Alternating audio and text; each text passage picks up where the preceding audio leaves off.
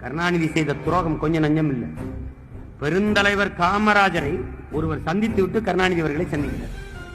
எங்கே போய் வருகிறீர்கள் என்றார். பெருந்தலைவரை பார்த்து விட்டு வருகிறேன்.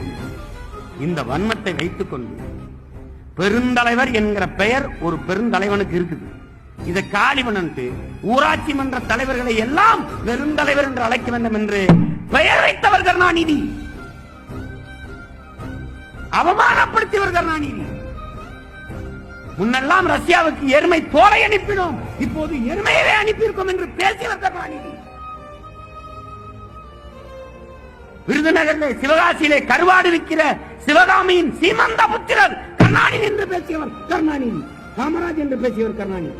சிவகாமியின் சீமந்த புத்திரன் மானங்கட்டு போய் இன்னும் அவர் அந்த கட்சிக்கு இந்த குடும்பத்துக்கு ஓட்டு போட்டுக் கொண்டு ஈன கூட்டம் அலைந்து கொண்டவன். மாறி இன துரோகிகளை நீங்கள் உலக வரலாற்றை கொண்டு எடுக்க முடியாது.